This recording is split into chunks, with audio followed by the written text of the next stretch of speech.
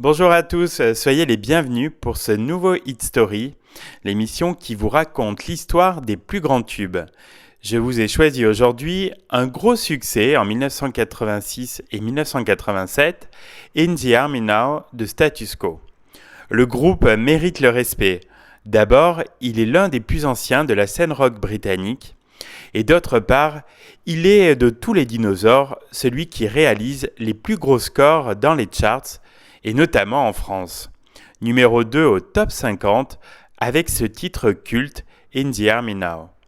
Formé au lycée en 1962, le groupe réussit à publier 3 45 tours sous le nom de Les Spectres. Ces productions leur permettent de gagner en notoriété et d'accompagner en tournée quelques chanteurs. C'est en 1968, dans sa période que l'on qualifie de psychédélique, que Status Quo glisse son premier hit dans les charts anglais. Les musiciens du groupe, baptisés aussi les Boogie Boys, enchaînent les numéros 1 jusqu'à la parution de Whatever You Want, qui classe définitivement Status Quo parmi les groupes de rock ou de boogie les plus célèbres de la planète.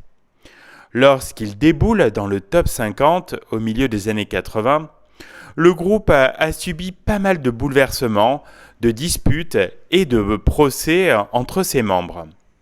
Francis Rossi, le chanteur à queue de cheval, et Rick Parfitt, décédé en 2016, assurent seuls la continuité.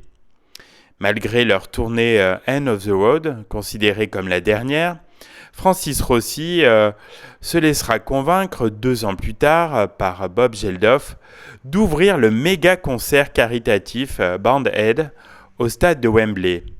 Dans la foulée, Status Quo enregistre 7 reprises des frères Bolland, auteurs, compositeurs et producteurs hollandais, In the Army Now. La version de Status Quo rencontre un énorme succès commercial en single, se classe dans le top 10 de 9 pays, dont le Royaume-Uni et la France. Ce seul morceau a été vendu à 75 millions d'exemplaires dans le monde.